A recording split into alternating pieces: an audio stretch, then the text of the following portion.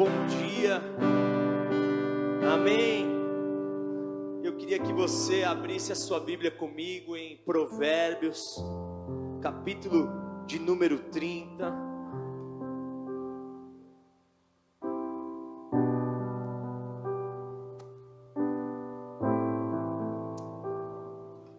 Provérbios capítulo 30.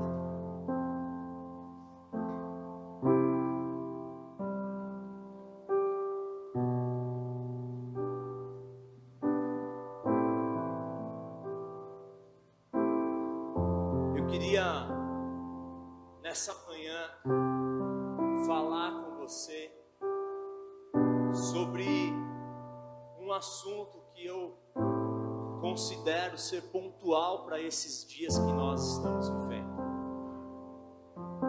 Eu queria falar com você sobre compromisso. Eu queria falar com você sobre comprometimento. Sabe? Porque esses dias, mais do que nunca, nós precisamos ter uma vida posicionada, uma vida de responsabilidade. E não existe responsabilidade sem comprometimento. E não existe comprometimento sem responsabilidade. E não apenas olhando para um aspecto da igreja, mas nós precisamos olhar também para a sociedade como um todo. E o valor do comprometimento nos nossos dias, ele está cada vez mais deteriorado na nossa sociedade. E é por isso que eu gostaria de falar sobre isso hoje. É um assunto importante, mas ao mesmo tempo esse assunto é um assunto delicado. Por quê? Porque muitas vezes quando nós olhamos para nós mesmos, nós sempre iremos dizer: não, eu tenho compromisso, eu sou comprometido. Mas na verdade, o nosso compromisso, ele sempre refletirá no nosso comportamento. Então, o nosso comportamento, ele revela se verdadeiramente nós estamos comprometidos ou não. Então não é o que eu digo, mas é a forma que eu vivo. A forma que eu vivo reflete o meu comprometimento com a vida ou não. A forma como eu vivo, ela reflete com aquilo que eu estou comprometido. Agora, se eu perguntar para cada um de vocês aqui: olha, você se julga alguém comprometido? Talvez todos nós iremos levantar as mãos. Mas eu gostaria que nós nesta manhã fizéssemos uma avaliação sincera de como nós temos vivido a nossa vida, de como nós temos nos comportado naquele que é o nosso dia a dia.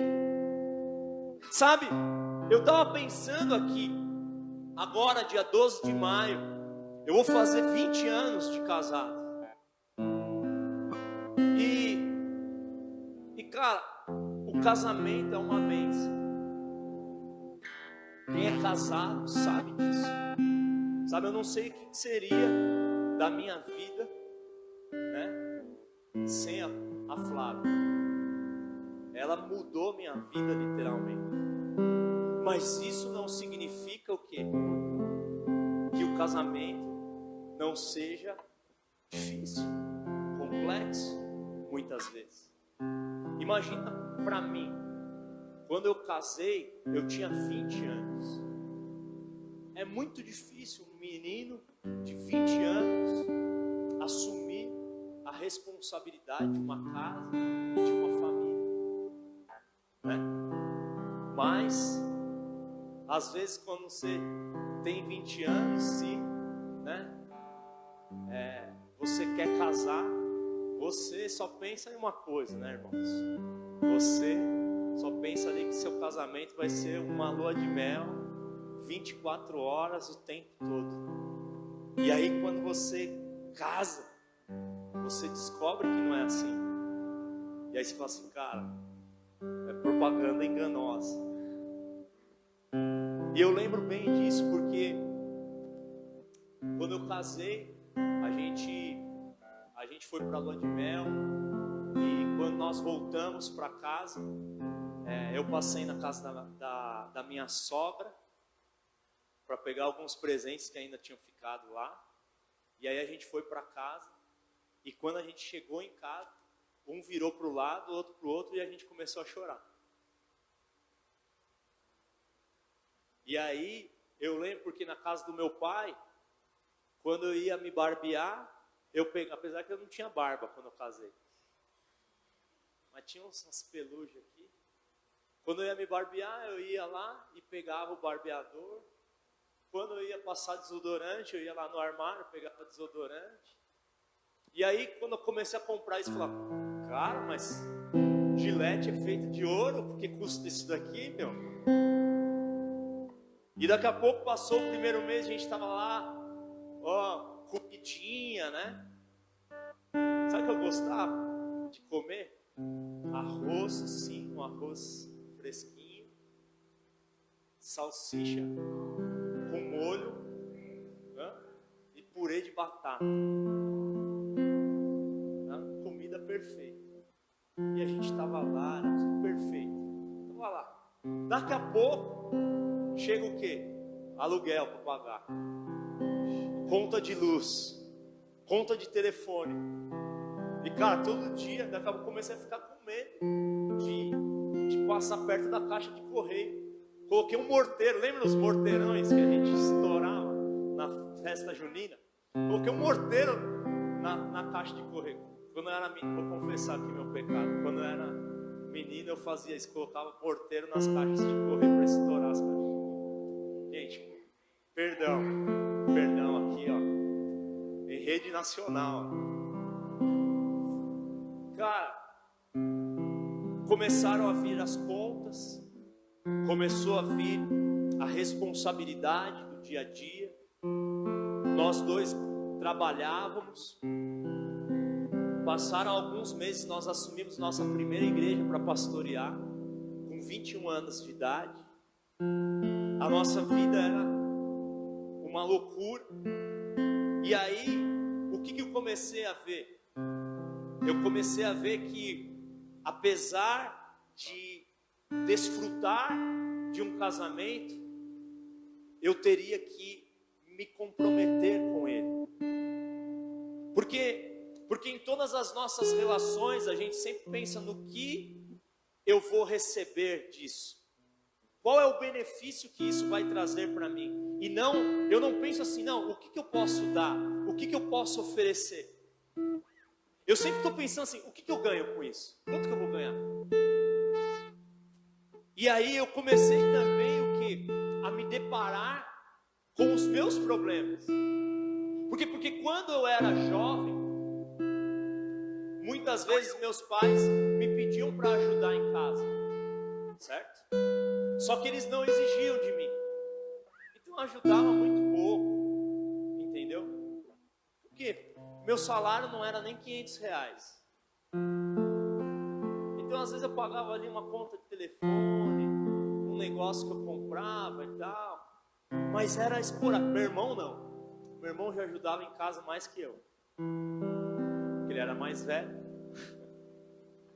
Mas não é porque ele era mais velho, porque ele tinha um posicionamento diferente do meu. Eu falo, não, eu preciso aqui casar, preciso preparar minha vida, preciso juntar um dinheiro e tal. Só que quando eu casei, eu falei assim, cara, aquilo que meu pai estava querendo me ensinar lá, está fazendo falta aqui hoje. Fora muitas coisas que eu já contei aqui para você. Por exemplo, largar o sapato no meio da casa. Acho que nenhum homem nunca fez isso, não faz isso. Mas eu fazia. Confessando aqui meus... já confessei que estourava morteiro na caixa do correio e agora que largar o meu sapato. E tirar a sua roupa e largar assim. Às vezes as mulheres reclamam que o cara tira a roupa na frente do cesto, mas não coloca a roupa dentro do cesto. Eu sei que isso nunca aconteceu na casa de ninguém aqui, só na minha. E quando você toma banho, se enxuga com a toalha e larga a toalha molhada em cima da cama. Cara, na casa da minha mãe eu fazia isso. Aí, sabe o que eu fazia? Ia tomar banho, a toalha estava molhada, ia na gaveta, pegava outro. E beleza, daqui a pouco tinha 10 toalhas. Só que quando eu casei, eu lembro até hoje, eu deixei a toalha molhada em cima da cama. A pastora arrumou a cama, tirou minha toalha molhada e colocou no mesmo lugar, em cima da cama arrumada. Aí eu falei, minha toalha está molhada, deixa eu pegar outra. Ela falou, se você não quiser estender a toalha, não tem problema. Mas a gente só tem 2 jogos de toalha. Então assim, você tem que usar essa toalha uma semana inteira. Que aí eu vou lavar ela, e quando eu lavar, você pega outra. E aí eu fui aprender com 20 anos de idade a estender minha toalha. Cara, você não tem ideia. Porque assim, os meus pais se separaram, minha mãe trabalhava fora, eu era criado pela avó. Cara, vó, quem é vó? Só, desculpa, corta agora, senão eu vou ser processado. Vó só estraga as crianças. Porque dá doce, dá o que não pode comer. Porque ela quer fazer tudo, ela não tem a responsabilidade de uma mãe e um pai. Cara, minha avó fazia tudo o que eu queria. Às vezes a gente ficava lá no quarto. Aí minha avó ia lá e levava comida no quarto pra gente. Cara, eu lembro que eu comia a comida, terminava de comer, às vezes estava assistindo ou jogando videogame. Eu terminava de comer, eu pegava o prato, colocava embaixo da cama e continuava lá. E cara, quando eu saía do quarto, daqui a pouco acabava os pratos de casa. Quando eu ia ver, estava tudo lá. Porque eu não tinha responsabilidade. Cara, existem pessoas que não pegam o prato da mesa. Você come e você não retira o prato que você comeu. Eu sei que isso não acontece com ninguém aqui, só lá fora. Você vai lá, come e não tira o copo da mesa. Aí a Lu falou que, meu Deus, mas quantas vezes ela come alguma coisa na sala e larga o negócio dela lá? Quantas vezes ela desce lá do quarto dela, assim, 3, 4, 5 copos, uma sacola? Aí, o que eu comecei a ver? Cara, eu tô casado com ela e tal. Eu gosto de romance. Mas assim, se eu vivo em uma família, eu vivo em uma comunidade. E eu tenho que ajudar ela. Ah, mas eu trabalho. Ela também trabalhava. Ah, mas eu estou cansado. Cara, eu também estou cansado. Então eu comecei a aprender, quando eu casei, que se eu amava ela de verdade, se eu estava comprometido com ela de verdade, eu precisava me comportar de uma outra forma. E eu fui aprender depois de casado a recolher o meu prato. Eu fui aprender depois de casado a lavar uma louça. E hoje em dia ela tenta fazer isso com as minhas filhas. Porque, beleza, a louça do jantar é minha, mas a louça do almoço é da Luísa. E o cocô do Spike é da Flor, às vezes da Lu, mas às vezes elas deixam lá. Aí tem que colocar a roupa para lavar, tem que tirar a roupa de cama, colocar lá, tem que descer o cesto de roupa. E a Flávia fica ajudando elas a terem tarefas. Por quê? Porque a vida em comunidade ela exige responsabilidade. A vida em comunidade existe comprometimento. Cara, você está sozinho na sua casa, você faz o que você quer. E às vezes, se você mora sozinho, a sua casa é um chiqueiro. E isso não fala de um comprometimento, fala de uma falta de comprometimento com você mesmo. Porque, cara, quem vive no chiqueiro é o porco. Você dá banho no porco, ele vai para a lama de novo. E se sua casa é nojenta, isso fala do quê? De uma falta de compromisso com você mesmo. E às vezes a gente sai de casa todo arrumado, todo cheiroso, e você fecha a porta, mas o que está lá dentro é um lixo, uma baderna, uma bagunça. E você está escondendo debaixo do tapete o quê? Um desvio no seu caráter. Porque isso fala de uma falta de comprometimento nossa com o que? Com a vida. E quando eu não tenho comprometimento com coisas básicas da vida, você acha que eu vou ter comprometimento com as coisas importantes da vida? Não. Então eu começo a entender o quê? Que a vida em comunidade, ela vai sempre exigir de mim o que? Comprometimento. E cara, a gente não nasceu para viver sozinho. Você percebe uma coisa? Que quando você está sozinho, você não briga com ninguém. Quem gosta de ficar sozinho? Quando você está sozinho, você não briga com ninguém. Mas eu ouvi uma história, não sei se é verídica. Teve um naufrágio e o cara sobreviveu numa ilha. Aí, às vezes a gente é tão insuportável que a gente fica de mau humor com a gente mesmo. Você está sozinho, você fica de mau humor, você fica brigando com você mesmo. E o cara tava lá. Aí depois de 15 anos apareceu um navio. Aí ele fez um fogo, tipo Náufrago, né? O Tom Hanks fez lá, tava ele e o Wilson lá. Aí o navio foi lá e falou: ainda bem que vocês chegaram, tô aqui há 15 anos e tudo tão difícil, agora vou voltar para minha casa. Aí depois os caras começaram a andar na ilha e falaram assim: cara, o que é aquela casa ali? Ele falou: não, a casa lá é minha. Eu sou engenheiro, construí aquela casa lá. Uau, meu, que casa legal. Aí começaram a andar um pouquinho mais na ilha, ele viu um prédio. Ele falou assim: nossa, mas o que é aquele prédio? Ele falou: não, eu sou engenheiro, aquele prédio lá é a minha igreja. Ele falou: nossa, que legal, cara. Aí começaram a andar mais um pouco e falou assim: cara, mas o que é aquele prédio? Não, aquele lá é a minha antiga igreja. Eu estava nela lá, mas deu errado lá e eu saí dela e fui para essa igreja. Porque é incrível, eu estou sozinho e eu brigo comigo mesmo. E às vezes, cara, eu penso o seguinte: quando você vive sozinho, quando você está sozinho num mosteiro, e você fala assim: não, eu atingi o auge da meditação e agora eu sou uma pessoa pacífica, eu sou uma pessoa tranquila. Cara, você é tranquilo até você não cair na marginal Tietê. Você é tranquilo até você não entrar no trânsito. Você é tranquilo até você não casar e ter que viver com uma pessoa ali todos os dias, diferente de você. Por quê? Porque a convivência em família, ela vai afiar você e vai preparar o seu caráter.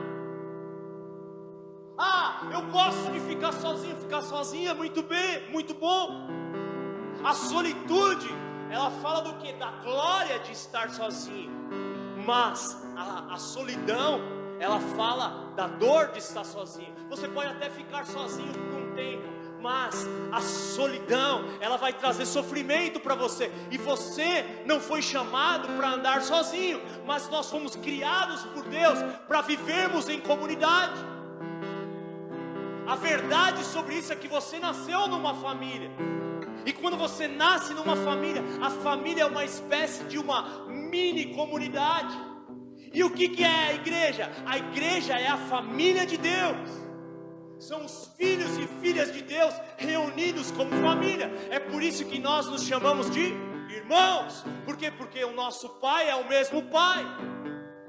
Mas quando eu tenho dificuldade de viver na minha mini igreja, que é a minha família, aqueles problemas de relacionamento lá, eles vão refletir aonde? Na minha macro igreja, que é a família de Deus.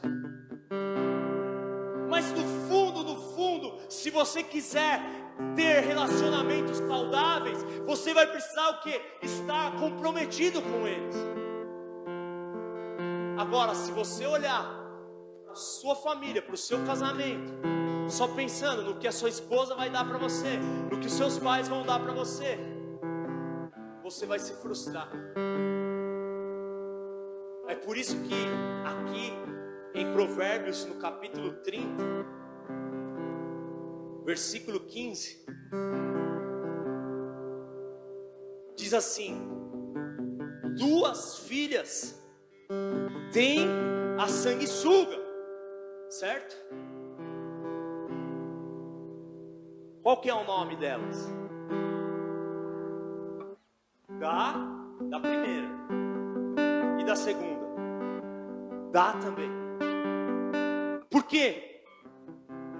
Porque a sanguessuga, ela só recebe, ela só tira, ela só tira, ela só tira. E ela não dá nada. Ela não oferece nada em troca. E nesses dias, muitas vezes, é dessa forma que nós queremos viver os nossos relacionamentos. Nós só queremos receber. E nós não pensamos no que eu posso dar, no que eu posso contribuir, o que eu estou disposto a oferecer. E é por isso que em um determinado momento do meu relacionamento, ele acaba. Quem conhece alguém aqui que se divorciou? Conhece? Por quê? Porque que nesses dias a gente encontra mais divórcios do que a gente encontrou na nossa vida inteira. Falta de comprometimento, falta de sabermos viver em comunidade. Abra sua Bíblia comigo em Ruth, no capítulo 1, no versículo 16.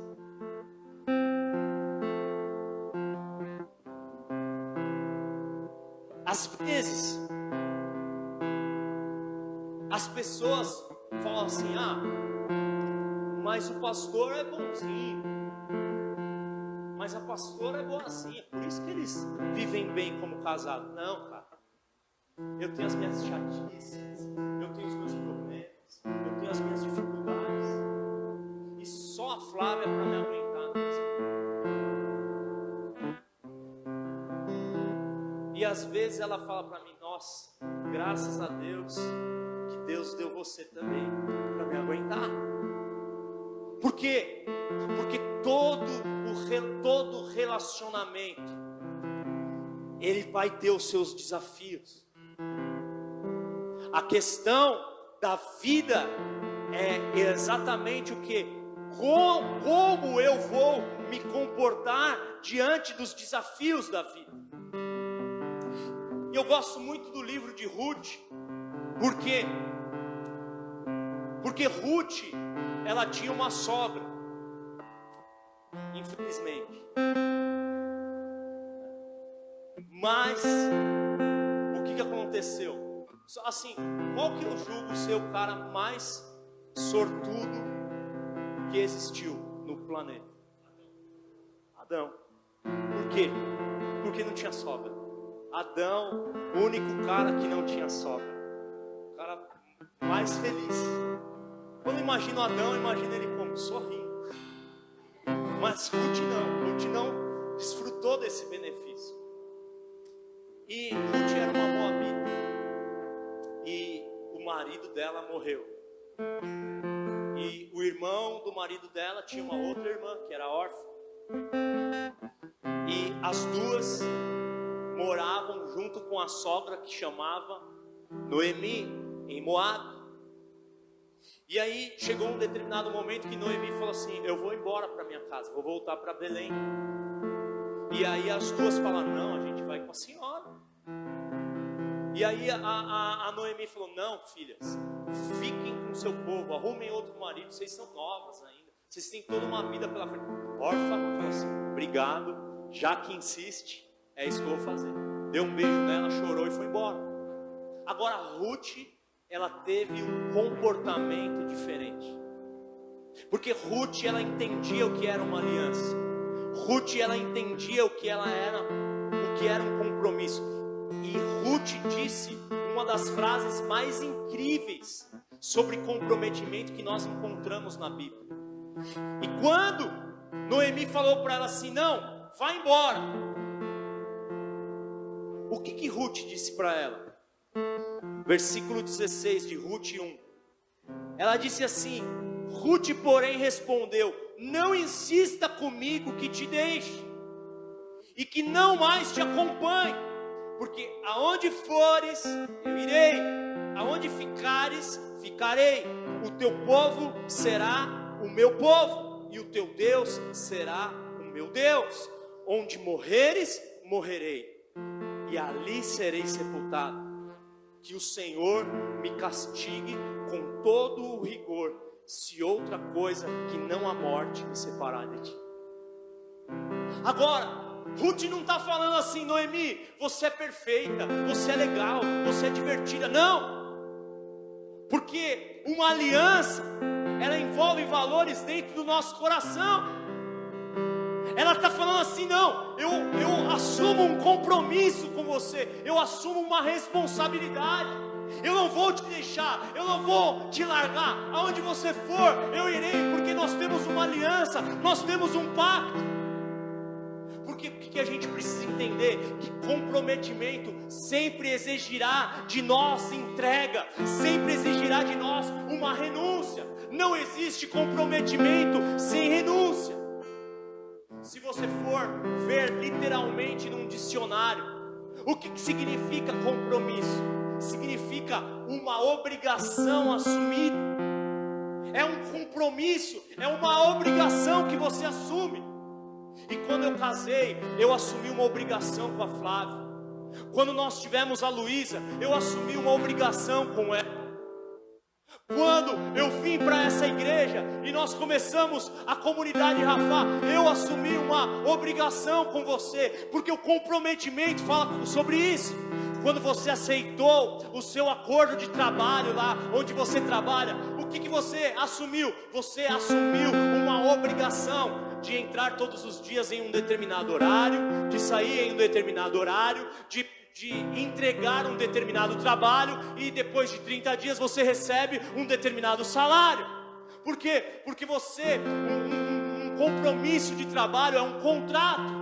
E é isso que a gente precisa entender, que um compromisso de casamento, eu tenho com a Flávia o quê? Uma certidão de casamento, eu tenho um contrato com ela. Só que hoje em dia as pessoas desfazem um contrato, as pessoas quebram um contrato. Alguém firma com você um compromisso. Quantas vezes alguém disse para você: eu vou, e não foi? Quantas vezes alguém disse para você: está fechado, e a pessoa voltou atrás? Por quê? Porque as pessoas quebram um contrato como se aquilo não significasse nada. Mas Ruth, ela mostra para mim e para você que ela sabia o que era assumir um compromisso. Então ela fala com a sogra dela: olha, o seu filho morreu, mas eu tenho um compromisso com você, eu tenho uma obrigação com a senhora não vai sozinha nessa viagem, a senhora não vai sozinha para aquele lugar. Eu não me importo se eu não vou casar de novo, eu não me importo se eu vou passar fome, eu vou passar necessidade. A minha aliança, o meu compromisso com você é maior do que todas as coisas que eu possa pensar da minha própria vida. Agora, o que eu quero dizer para você é que muitas vezes a nossa interpretação sobre compromisso nesses dias, ela é muito leviana, ela é superficial. Aí eu falo assim: poxa, mas todo mundo está comprometido com algo. Ou pensa que está. Porque às vezes você fala assim, eu estou comprometido com a minha vida, mas a sua casa é uma baderna, mas você não cuida nem de você, nem da higiene você cuida. Às vezes eu não tomo nem um banho.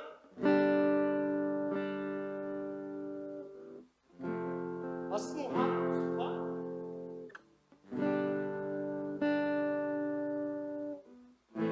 Não passo um desodorante.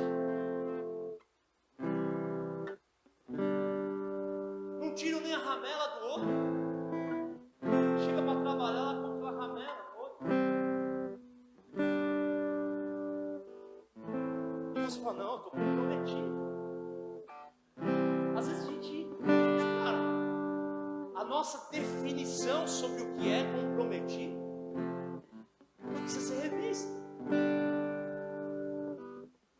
Aí eu penso, pô, eu estou comprometido com algo. Tudo aquilo com que você se compromete, você vai investir ali. Tempo, dedicação, vai investir recursos financeiros. Agora, aquilo que a gente não entende hoje é que uma vida em comunidade, ela faz com que a gente aprenda a discernir, a entender o que verdadeiramente significa ter um compromisso. Sabe? Eu não sei você, mas quando a pastora estava grávida da Flor e ela ficou internada, eu fazia tudo por ela.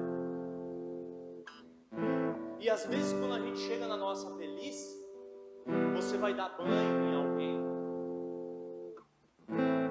você vai cuidar de alguém.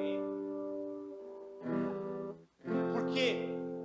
Porque a vida em comunidade vai, independente se você está cansado ou não, se você trabalhou ou não, vai te ensinar a colocar a vida do outro, a necessidade do outro, na frente das suas próprias necessidades. Porque é isso que significa viver em comunidade.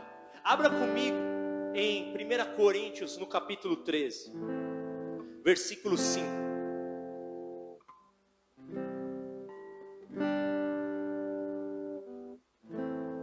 Por exemplo, ontem eu acordei, sábado.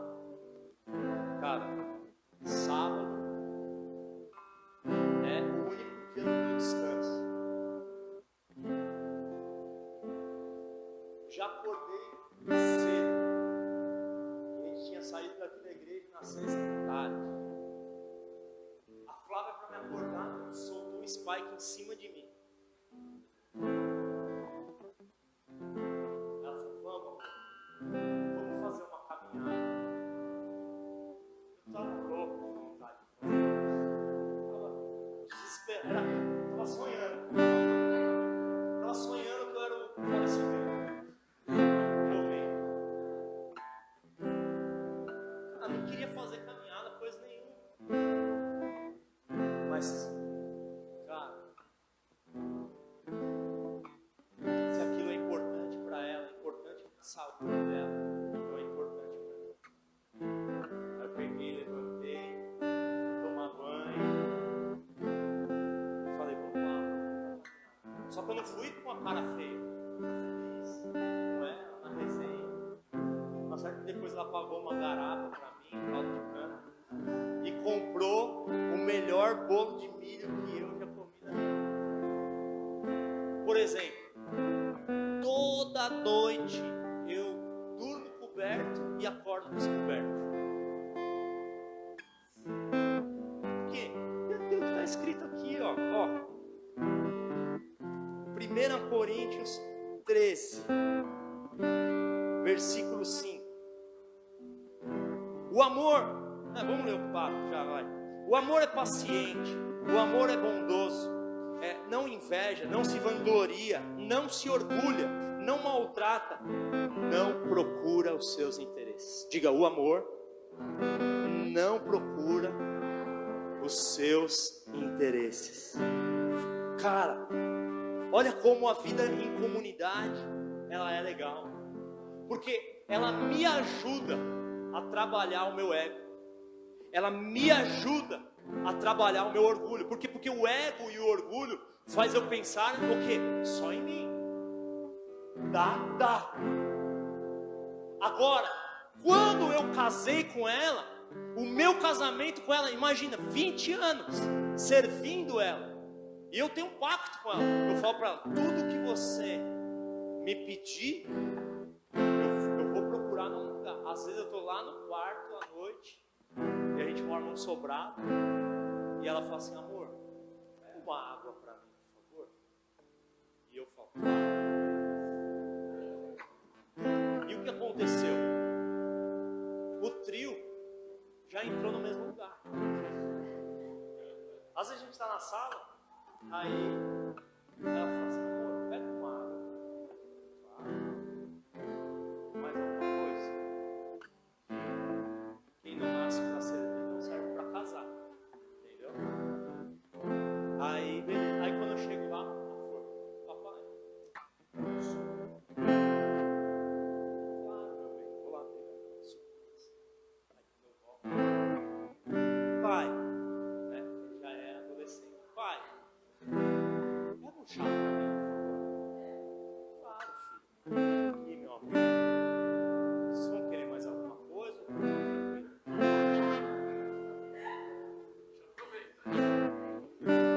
Vou falar um negócio pra vocês aqui. Eu não estou exagerando. Porque tem coisas que parece que eu exagero, né?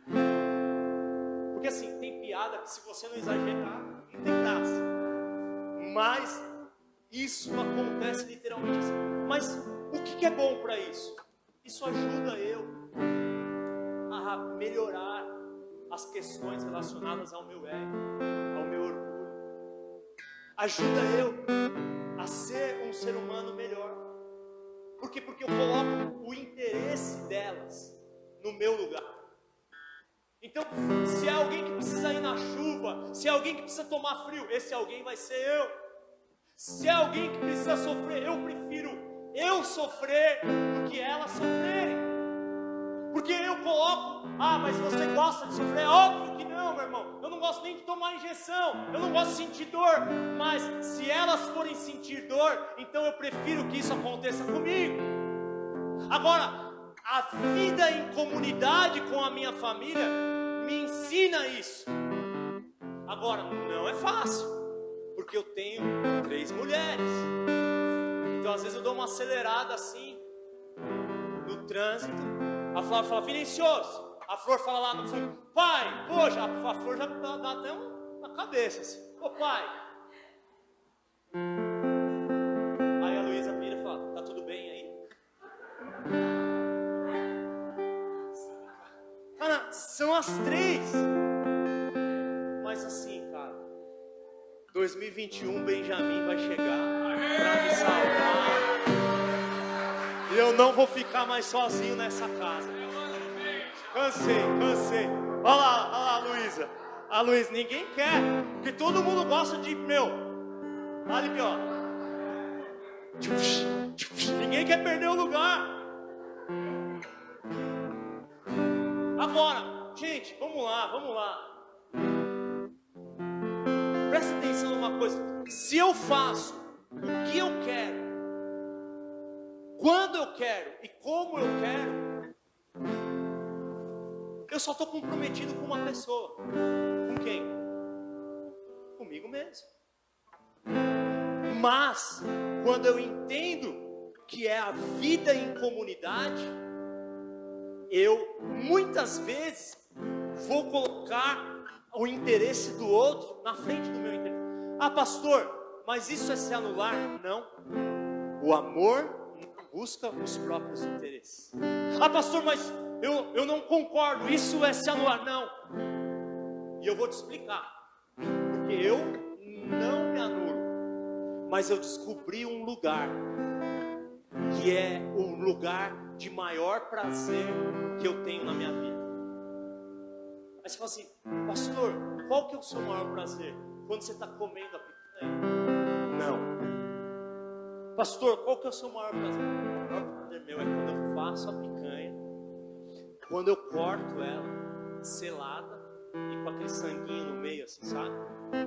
Aí eu tempero ela. Entendeu? Tempero ela. E aí eu falo, amor, tá aqui. Lu, vem cá, ficou pronta a carne. E aí ela fala assim, nossa, pai, essa carne ficou demais. E a Lu come pouca carne. Quando eu faço lá, ela come mais ou menos 800 gramas. Só ela. Aí a Flor vem. Eu vou falar um negócio para você. O sorriso delas, a satisfação delas, me dá muito mais prazer do que eu mesmo comer aquela comida. Então, a vida em comunidade não é sobre se anular. É sobre encontrar prazer quando o próximo está sendo amado por você e recebendo prazer que está fluindo através da sua capacidade de servir Ele. É por isso que Jesus, aí você fala assim, não, mas eu não posso me anular. Então o mestre se enganou, porque Jesus um dia escreveu e disse que melhor é dar do que receber. Então ele estava enganado. Jesus se equivocou, equivoco-me, diz o Senhor. Não, na verdade é o nosso conceito sobre prazer e satisfação que muitas vezes é distorcido. Abra comigo a sua Bíblia em Gênesis 29, 20. Quem lembra aqui da história de Jacó e Raquel? Jacó trabalhou quantos anos para casar com Raquel? 14. Ele pensava que ia ser 7. Mas a verdade é que quando a gente acha que a gente é esperto, a gente sempre acha alguém mais esperto que a gente na vida. O que diz aí Gênesis 29, 20? Então Jacó trabalhou 7 anos por Raquel, mas lhe pareceram poucos dias, pelo tanto que amava. Cara, imagina você trabalhar 7 anos. É tempo para chuchu, não é? Sim ou não? Só que o que ele está falando? Cara, eu trabalhei 7 anos por essa mulher, mas me pareceram poucos dias. Por quê? De tanto que eu amava ela. Então eu não fiz isso com peso, mas eu fiz isso com prazer. E hoje em dia, se a gente for falar sobre a nossa geração, a gente vai perceber o quê? Que falta compromisso de uma geração com todas as coisas. Sabe, hoje em dia falta compromisso com o casamento. As pessoas são infiéis. Falta compromisso com a casa. A gente mal cuida da nossa casa. O adolescente fala assim, não, eu amo meu quarto. Você ama seu quarto mesmo? Por que você não arruma ele?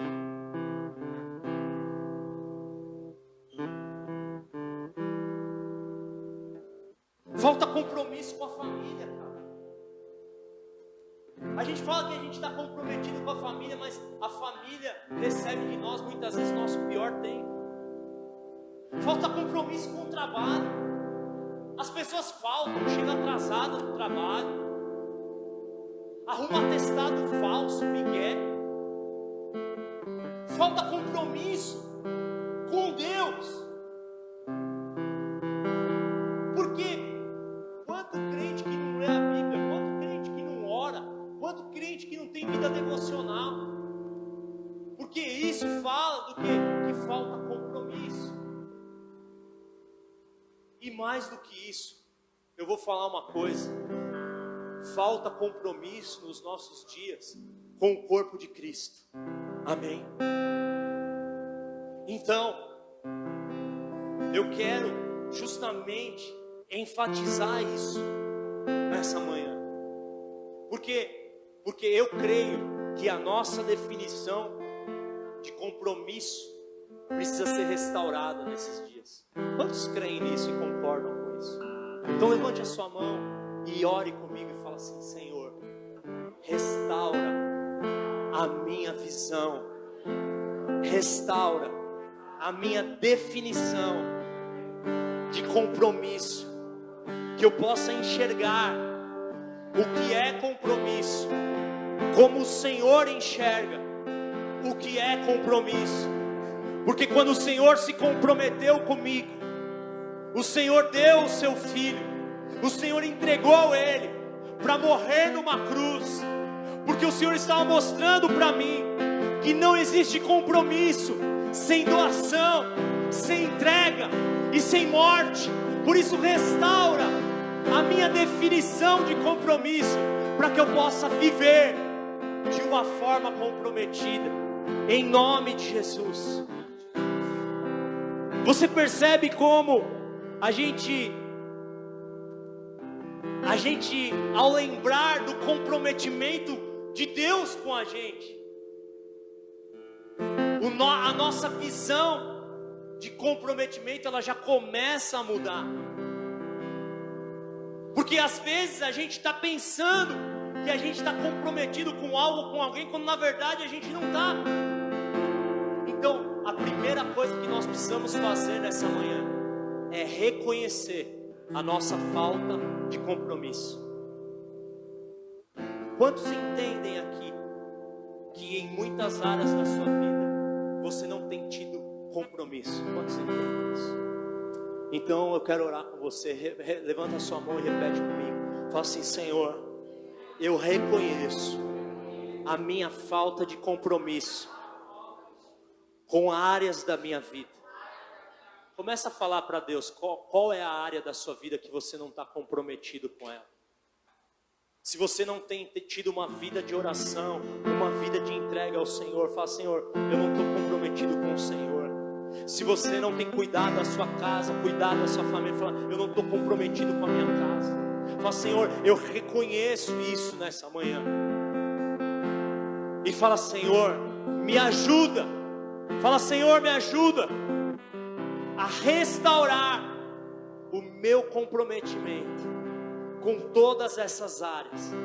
Eu quero assumir uma obrigação, uma responsabilidade, que todos possam olhar para a minha vida e compreender o que verdadeiramente é compromisso. Amém? Agora, eu vou falar para você uma grande chave aqui. Abra sua Bíblia comigo em Neemias, no capítulo 1. Neemias, capítulo 1.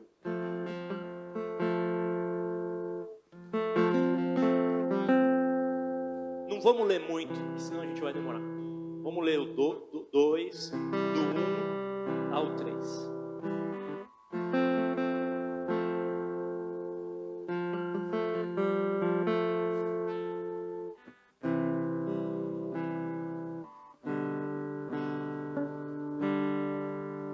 Deixa eu contextualizar você aqui. Escuta. Jerusalém tinha sido destruída pela guerra, certo? Destruída. Aí o que acontece? Neemias, ele trabalhava para o rei. E apesar de ter uma destruição na terra dele, ele estava numa terra distante, vivendo uma boa. O problema não tinha afetado ele. Então ele podia falar assim: glória a Deus, Deus me livrou, eu estou aqui de boa. Mas Neemias, ele recebe notícias de que a terra dele estava um caos. E o que ele faz? Ele chora, ele ora, ele fala: meu Deus, eu não acredito nisso. E aí, o que acontece? Neemias, ele era copeiro do rei, e ele foi servir o rei.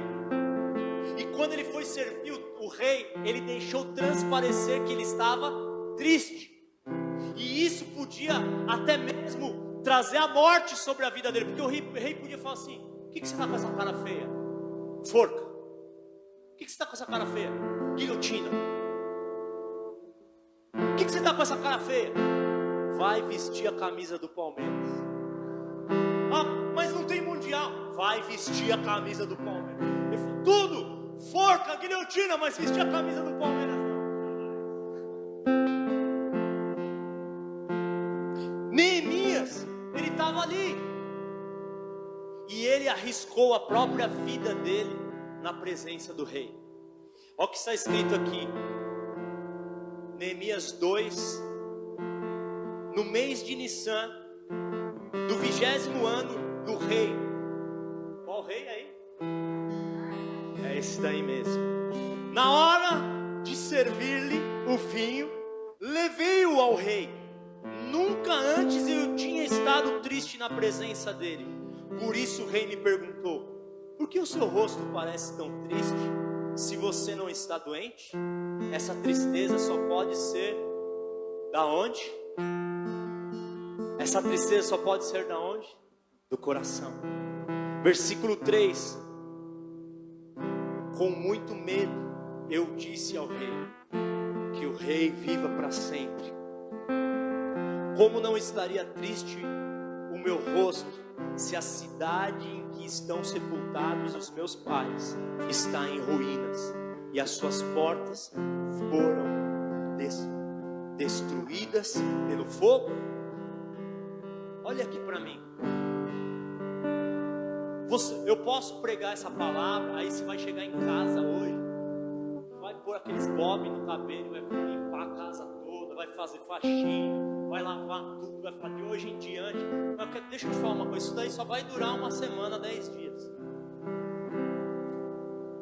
Porque eu sempre falo uma coisa, que se você mudar o comportamento, você só está mudando o lado exterior. Na verdade, para o nosso compromisso mudar, o que precisa mudar é o nosso coração. Porque todo comprometimento na nossa vida nasce no nosso coração. Todo comprometimento nasce no amor. E quando você não se compromete com algo, é porque está faltando amor por aquilo. É porque está faltando algo no seu coração. Mas quando o comprometimento nasce no seu coração, se você verdadeiramente ama algo, você vai se comprometer com aquilo que você ama de verdade. É por isso que quando eu olho para esse texto, eu aprendo com Neemias. Porque Neemias tinha uma vida boa, uma vida confortável. Mas quando ele ouve as notícias da cidade dele, ele fica triste. E ele arrisca a própria vida dele. E ele larga o conforto do palácio para quê? Para voltar para a cidade dele, para uma obra de construção. Neemias deixa um emprego real para voltar e trabalhar de pedreiro, para não ganhar salário nenhum, para investir em uma obra que ninguém investia. Sabe o que é isso? Isso é paixão, isso é aliança, isso é um pacto que Neemias tinha com o seu povo e com o seu Deus. Nesses dias, se o nosso coração não mudar, o nosso compromisso, ele também não mudará. É por isso que muitas vezes a nossa falta de compromisso, ela reflete a nossa falta de amor. Mas Neemias, ele assume um compromisso e ele abraça uma responsabilidade. E ele se responsabiliza por algo que nem era de responsabilidade dele. Neemias volta para Jerusalém e ele chega lá, ele começa a dar uma volta na cidade para descobrir como que tudo estava. E depois ele reúne as pessoas e fala o seguinte: nós vamos reconstruir a nossa cidade. E aí o povo está desanimado, ele fala: não, nós vamos construir os muros, nós vamos reconstruir as portas.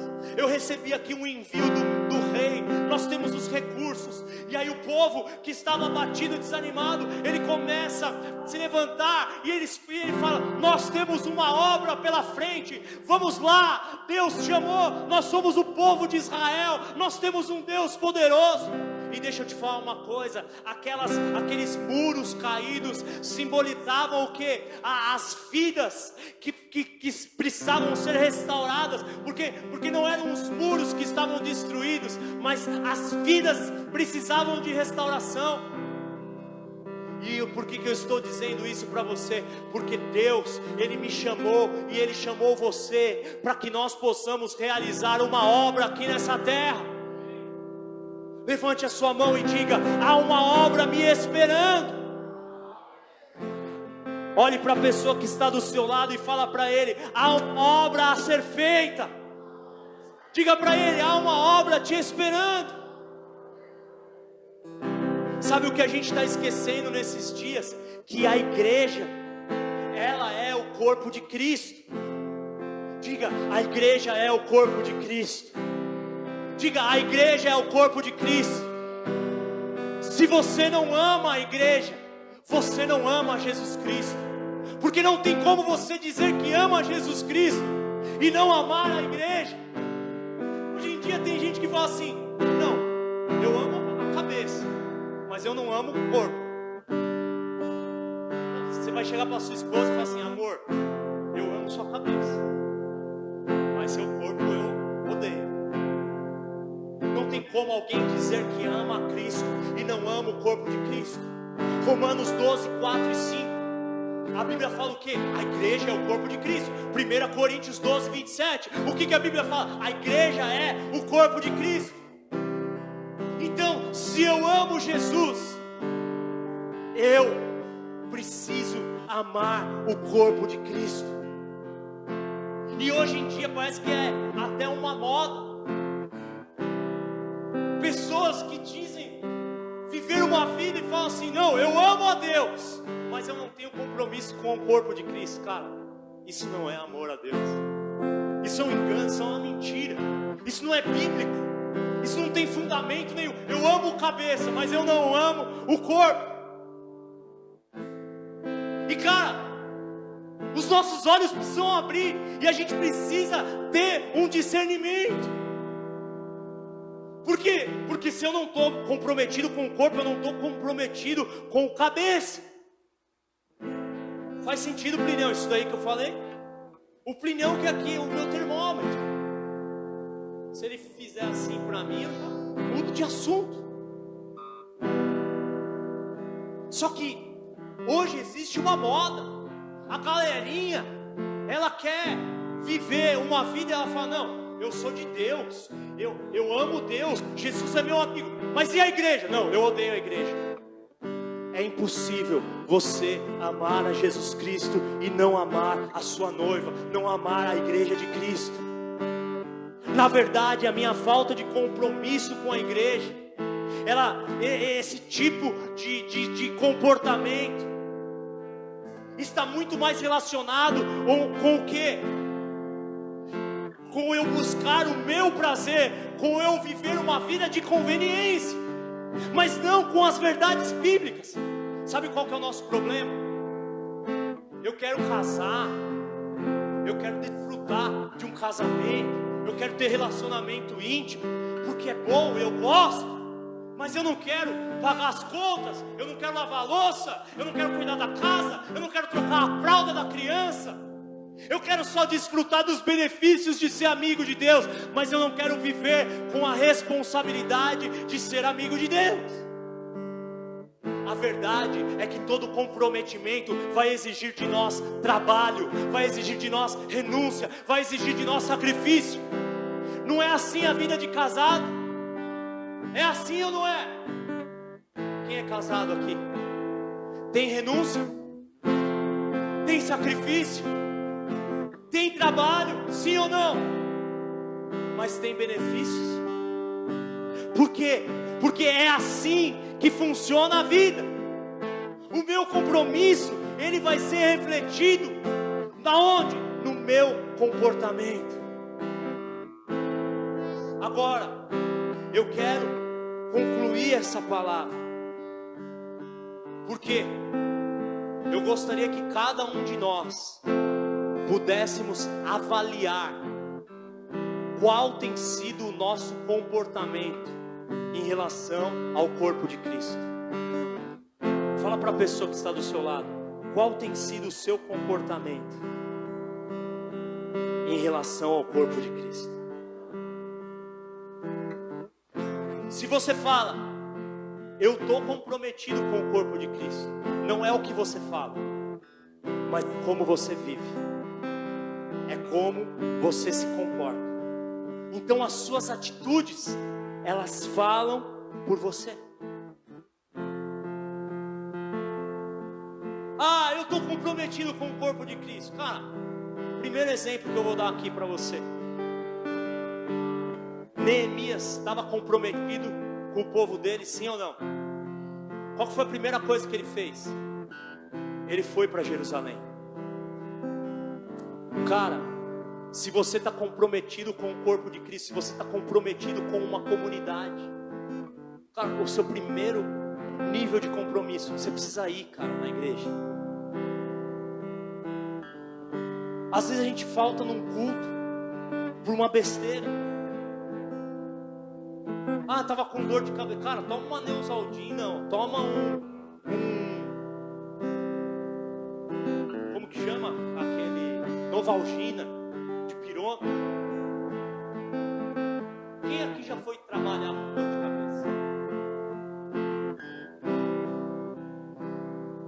E não vou nem pedir para você levantar a mão.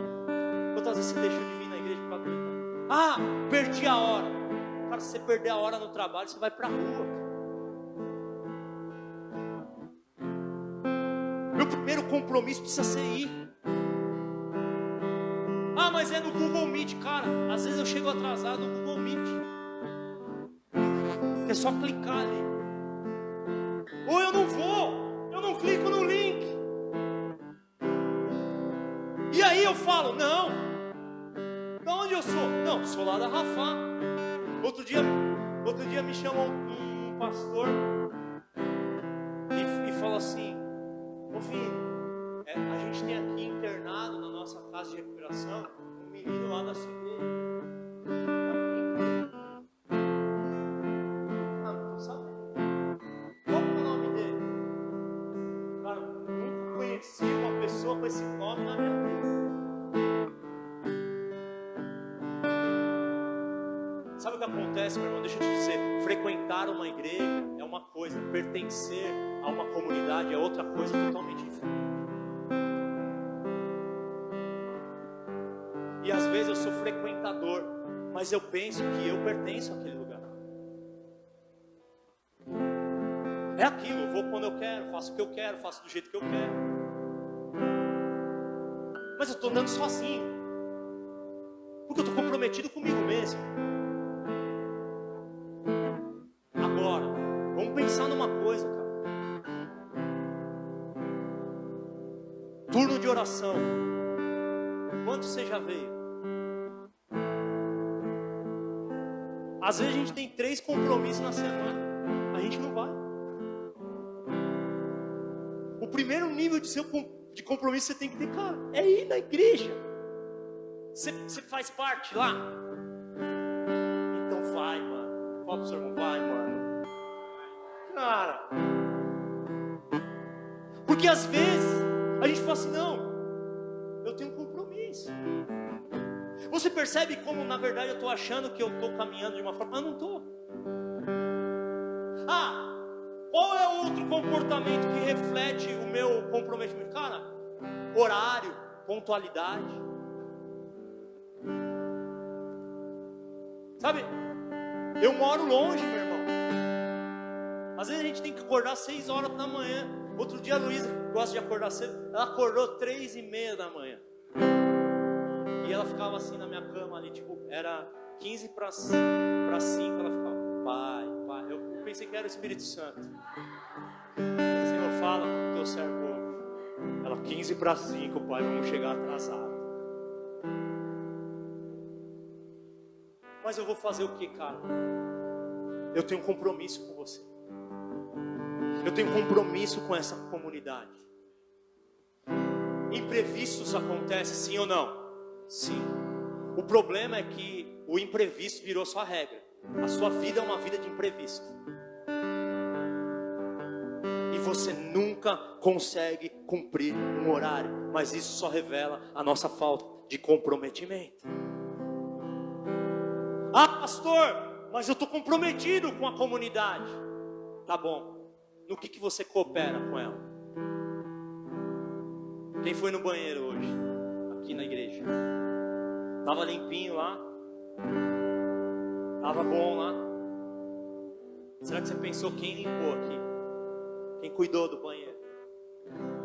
Será que algum dia da sua vida você falou assim, cara, vou chegar mais cedo lá na igreja, ajudar a dar um tapa no banheiro? Quem tomou um cafezinho ali na porta ali? Quem tomou um cafezinho? Será que algum dia você falou assim, cara, deixa eu levar um pó de café lá para a igreja? Para ajudar lá. Quem passou álcool em gel aqui hoje?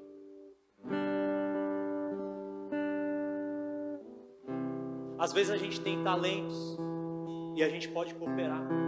Às vezes tem coisas que você nem precisa ter talento para cooperar. Porque para limpar um banheiro, passar um pano no chão, varrer uma vassoura. Cara, isso daqui qualquer um tem talento. É ou não é? Só que aí, cara, se eu chegar e a igreja tivesse, nossa, cara, a igreja está suja. Esse banheiro aqui, cara, parece banheiro do metrô.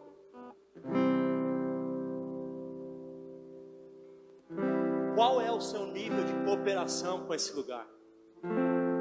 Aí a gente coloca lá no grupo, cara, vamos fazer uma limpeza na igreja. Quantas vezes você participou de uma limpeza?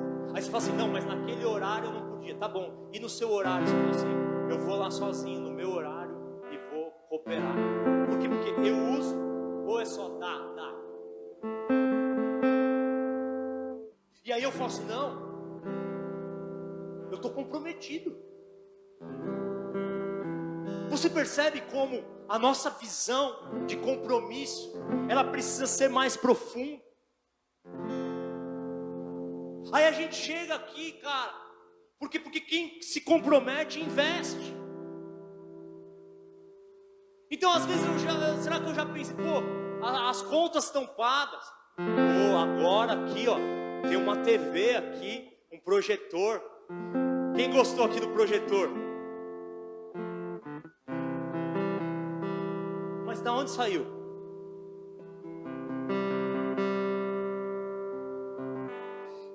E aí, o quanto eu invisto na obra de Deus? O quanto eu invisto na minha comunidade? Por exemplo, vou dar um exemplo aqui para você. Quem já foi numa festa de casamento? Quem já foi numa festa de aniversário? Fala pro Lesão que foi um cara chique. Casamento chique. Casamento chique. Você lembra, Lesão, mais ou menos quanto que custava o almoço para uma pessoa no seu buffet lá? Tem coisa que a gente não esquece jamais. 120. Tudo bem. Vocês fizeram o casamento para quantas pessoas? 85. 85 vezes 120. Imagina, dá para fazer, dá para ir lá para as Maldivas.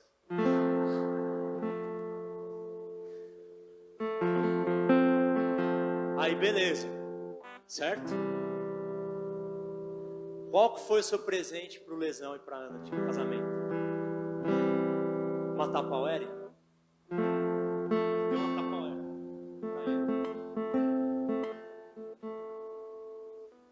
Eu vou lá como uma almoção daquele, cara. Ali era chique. Aquele foi um dos melhores dias que eu já comi na minha vida. E eu tô com fome agora. Hoje, esse domingo passado eu não tava. Aí você vai lá e sabe qual que é o presente que você dá para ele? O pior que você pode. Você chega na lista, você fala assim, cara, o que tem aqui de mais barato para escolher? É isso que eu vou escolher. E você vai lá e leva. Ainda você, a esposa, o filho, a filha, a prima, o primo, leva 8 com você. Vai de lotação. Ah, mas põe aí na lista, põe aí na lista. Você gasta 1.200 conto do lesão.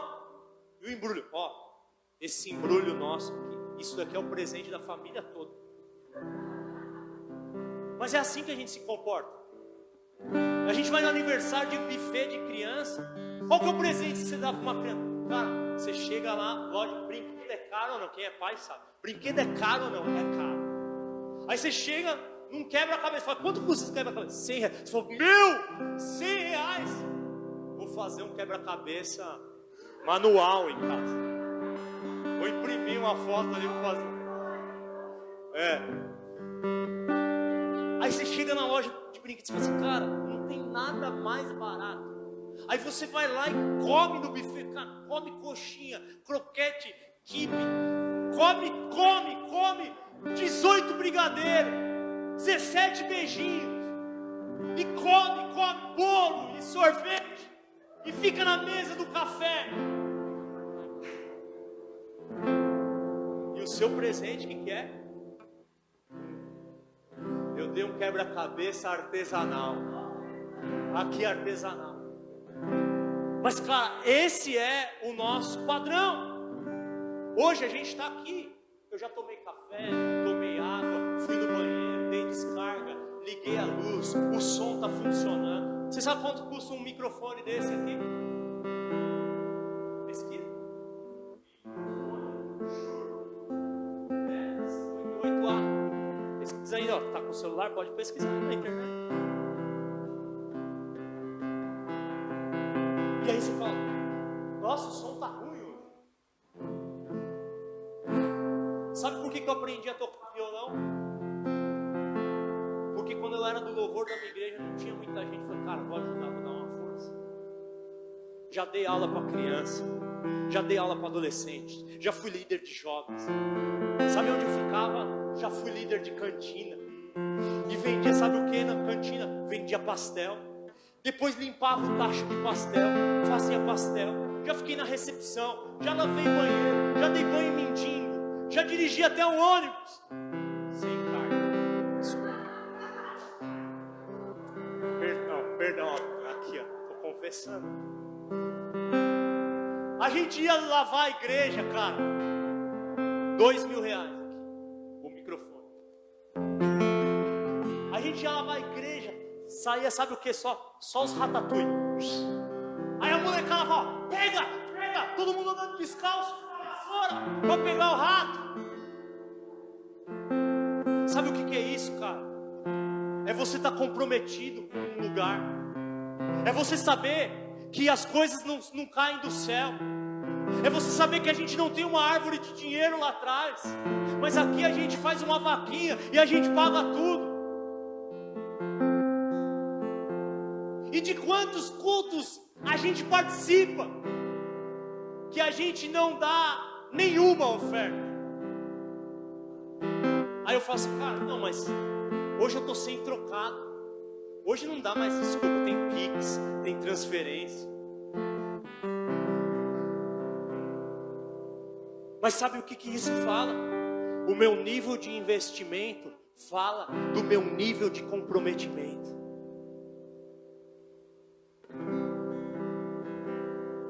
E tantas outras coisas, cara. A gente está aqui na leitura dos 40 dias com propósito. Estamos ou não estamos? Isso fala sobre o quê?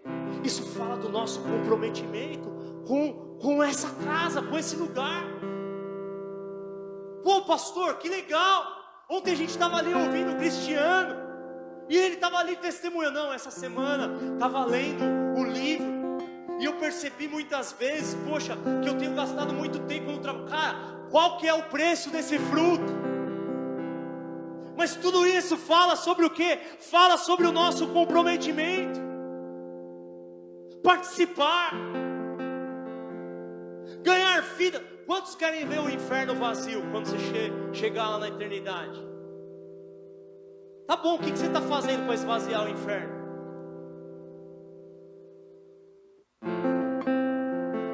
Quantos querem ver a comunidade, a gente ganhar vida? Quantos querem ver a gente fazendo um batismo aqui de pessoas.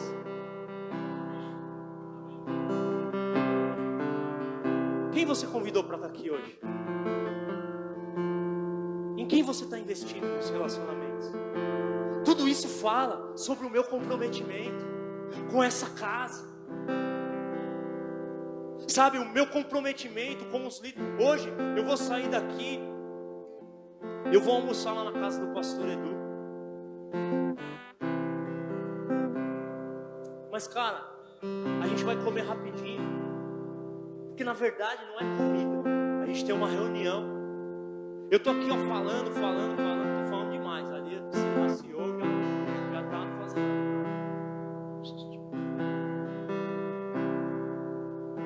E a gente vai sair daqui, a gente vai ter uma reunião. Sabe por quê?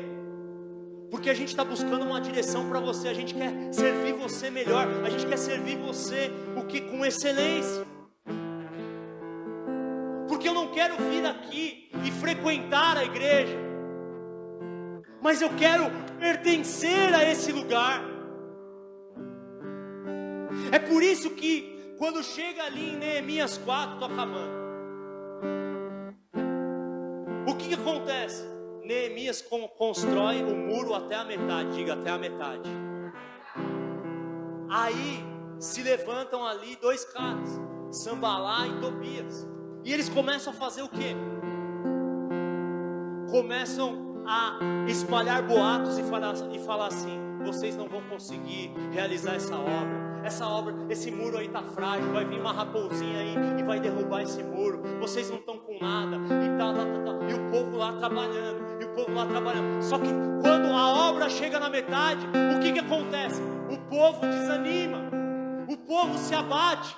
E eles chegam para Neemias e falam: Neemias, a gente não vai conseguir, não vai dar certo, as pessoas estão cansadas, existe uma série de dificuldades. Mas então Neemias, ele se levanta para defender o povo e para defender aquela cidade.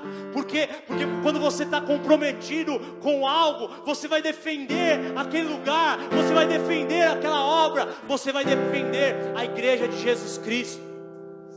Deixa eu te dizer uma coisa: não aceite ninguém falar mal da igreja de Jesus Cristo na sua frente. Pastor, mas o que é isso? Cara, eu não estou falando só da Rafá. Da Rafá nem se fala. Paulo fala assim: cara, se você senta com alguém que está trazendo divisão, nem senta na mesa. Mas eu estou falando do corpo de Cristo.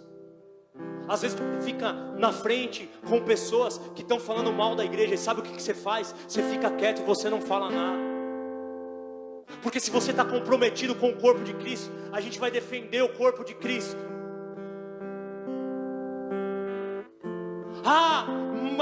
Mas a gente tem problemas, a gente tem erros. Sim, a gente tem, mas nós estamos sendo tratados, nós estamos sendo trabalhados. Deus está trabalhando em nós. E nós somos o corpo místico de Cristo aqui na terra. E hoje precisam se levantar homens e mulheres que vão defender o corpo de Cristo. Porque a igreja é isso, porque a igreja é aquilo. Cara, se eu estou aceitando alguém falar mal da igreja na minha frente, é porque eu não estou comprometido com ela. A igreja é o corpo de Cristo. E nesses dias nós precisamos nos levantar como José de Arimateia, que pegou o corpo de Cristo naquela cruz, todo morto, aquilo que ninguém queria. Ele falou: eu quero, dá para mim esse corpo morto. E aí ele pegou com cuidado, ele embalsamou, ele preparou. Por quê? Porque nesses dias nem todas as pessoas querem se responsabilizar pelo corpo de Cristo. Porque as pessoas olham e falam: não, a igreja está falida, a igreja está em decadência. Não, essa instituição. Eu sou a igreja, eu sou a igreja, eu sou a igreja. Deixa eu te falar uma coisa: igreja vem do termo grego eclésia e significa ajuntamento. Cara, não existe uma comunidade. O corpo de Cristo, quando Paulo fala lá em Romanos 12, é o ajuntamento de cada órgão, cada corpo ao seu lugar. Igreja não fala de individualidade, igreja fala de coletivo. É por isso que a gente precisa se levantar aqui, homens e mulheres como Neemias, que vão defender o corpo de Cristo e que vão falar: a obra de Deus não vai parar. Será que você pode levantar a sua mão e dizer nessa manhã: a obra de Deus não vai parar? É isso, diga de novo: a obra de Deus não vai parar. Sabe o que Neemias fez? Ele falou: cara, é o seguinte, com uma mão a gente vai trabalhar, com outra mão a gente vai segurar uma arma, a gente vai lutar. Sabe, eu queria chamar você para que nós possamos nos levantar para lutar nesses dias pelo corpo de Cristo.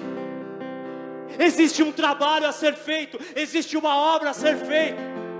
Aí ele disse: olha, a gente vai ficar trabalhando lá dia e noite, dia e noite, dia e noite. A gente vai ficar trabalhando e às vezes a gente vai ficar separado. Mas quando alguém tocar a trombeta, a gente vai se ajuntar lá e um vai defender o outro, um vai lutar pelo outro. Por quê? Porque esse é o verdadeiro corpo de Cristo. E talvez nessa manhã você esteja aqui e talvez tenha entrado algum tipo de abatimento no seu coração. Talvez tenha entrado algum tipo de desânimo no seu coração. Mas esses são os dias aonde Deus está chamando homens e mulheres como Neemias para falar assim: não, eu vou me comprometer com esse trabalho.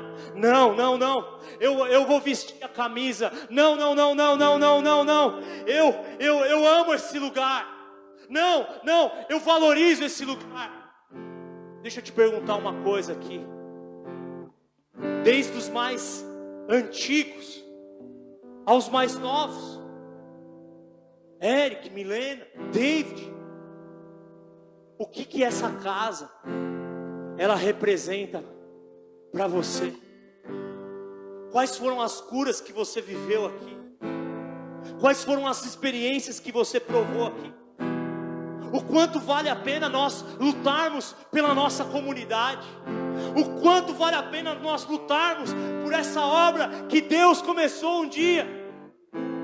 Talvez você estava aqui desanimado: não vai dar certo, pastor, eu vou embora, a obra vai parar, eu não vou conseguir, eu não aguento mais, eu estou desanimado, eu estou abatido. Mas eu quero aqui, como Neemias, te encorajar e falar: não, Deus te chamou, a gente não vai conseguir realizar essa obra sozinho. Nós precisamos de homens e mulheres que se comprometam com isso, e em uma mão vão segurar, vão transformar o seu instrumento de trabalho em uma arma espiritual, e com outra mão nós vamos trabalhar dia e noite. Sabe o que eu quero te dizer, meu irmão?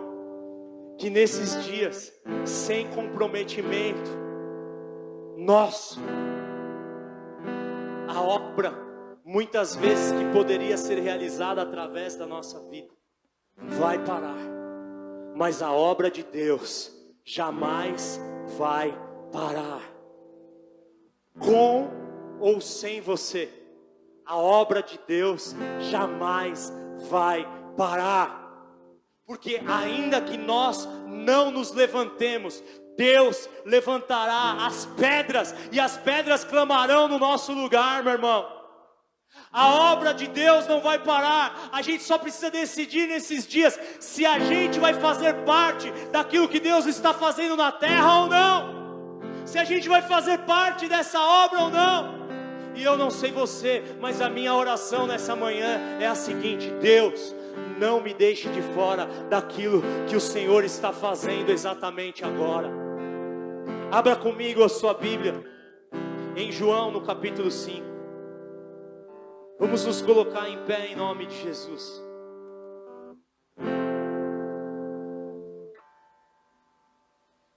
Aleluia.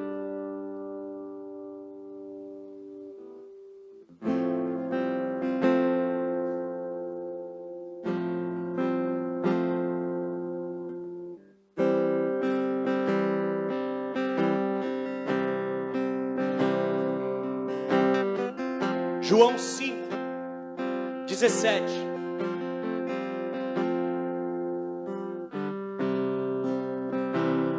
Diz assim: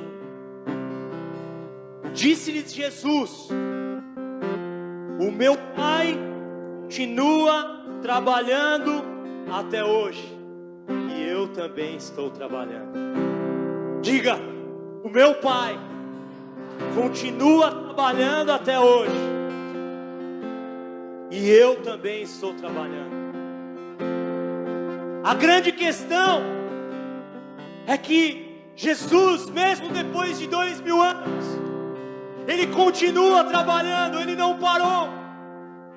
Mas a verdade é que Ele espera que eu e você façamos o mesmo que Ele fez, e possamos dizer: o meu Pai está trabalhando até agora, e eu também estou trabalhando. A obra não vai parar, em nome de Jesus. Eu sei que por causa do distanciamento social, nós não podemos dar as mãos. Se você puder, pegue na mão aí da sua família, feche os seus olhos e diga: o meu Pai está trabalhando até agora. Meu Pai está trabalhando até agora. E eu também estou trabalhando.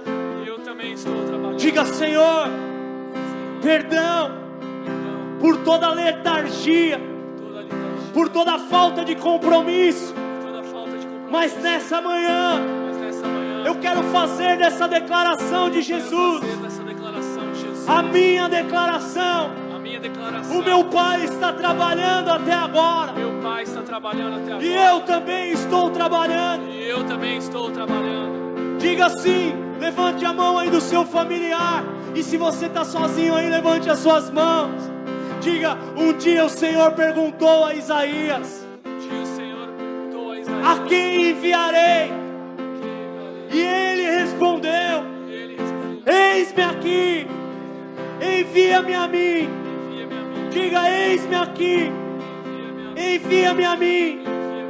E nessa manhã eu te digo: Senhor, eis-me aqui, envia-me a mim. Eu estou disposto a fazer a obra. Eu estou disposto a me comprometer com o corpo de Cristo. Se o Senhor está me chamando para voltar a esse lugar de comprometimento, restaura o compromisso no meu coração. Coloque agora as suas duas mãos no seu coração. Feche os seus olhos e ore e fala: Senhor, restaura o compromisso no meu coração. Restaura, comece a orar agora. Fale com Deus agora. Fale com Deus agora. Fale com Deus agora. Te pertence. O meu coração te pertence. O meu coração te pertence. O meu coração te pertence. O meu coração te pertence.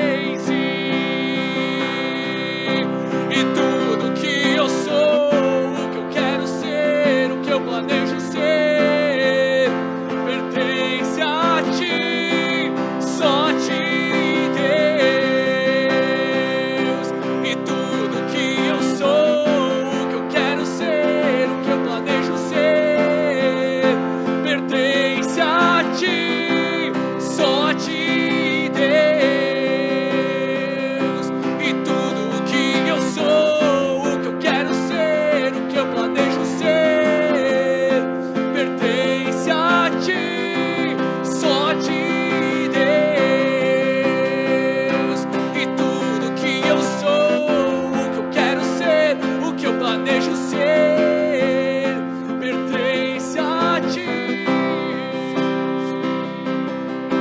Tem uma pessoa assistindo a gente, ou você vai assistir esse vídeo e você não está comprometido com a sua comunidade, você não está comprometido com aquele lugar.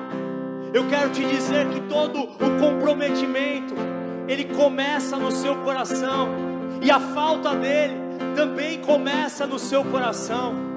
Mas nesses dias, o Senhor está te chamando, e Ele está despertando a sua atenção para o valor que essa comunidade tem na sua vida. E você vai se levantar, e você vai se posicionar, e Deus, Ele vai restaurar o seu coração, Deus vai restaurar os seus relacionamentos, Deus vai restaurar a sua aliança. Em nome de Jesus, em nome de Jesus. Em nome de Jesus. Ah, meu irmão, com os seus olhos fechados,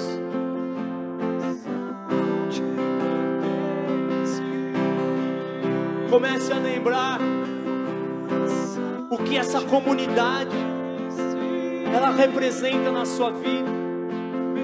Quantas vezes você precisava de uma palavra e um irmão, ele trouxe uma palavra sobre a sua vida.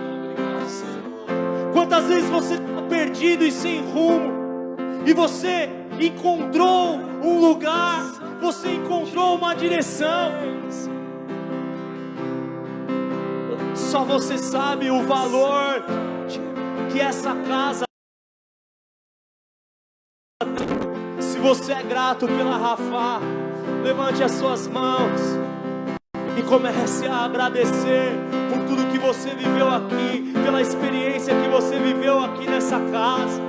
Oh, agradeça agora, libere essa adoração, libere essa gratidão, porque esse coração é o que prepara esse ambiente para que os céus sejam abertos sobre nós.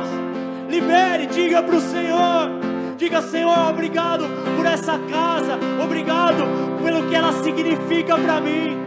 E eu quero renovar nessa manhã o meu comprometimento com essa casa, o meu comprometimento com os pastores, o meu comprometimento com cada irmão meu aqui nessa comunidade, o meu comprometimento com a visão, com a missão, com os valores dessa casa. Senhor, eu quero nessa manhã, Deus, Ele está chamando um exército, Ele está chamando você, Ele está chamando eu, para que nós possamos entrar em um outro nível de compromisso. Senhor, eu queria te agradecer nessa manhã pelo comprometimento dos teus filhos com essa casa. Ah, Espírito Santo, obrigado por cada depósito. Obrigado, Senhor, por cada servo e serva que serviram essa casa, que servem essa casa. Obrigado por cada oferta. Obrigado, Senhor, pelas intercessões. Obrigado pelo carinho. Obrigado, Senhor. Obrigado, Senhor. Mas nessa manhã eu te peço, Pai, nesse tempo, levanta um exército de homens e mulheres que dirão: Senhor, a obra que o Senhor deseja fazer será feita, porque agindo o Senhor, ninguém impedirá. Diga, levante as suas mãos e diga: a obra que o Senhor deseja fazer, A obra que o Senhor deseja será fazer feita. será feita. Eis-me aqui. Eis-me aqui. Amém. Vamos dar uma salva de palmas.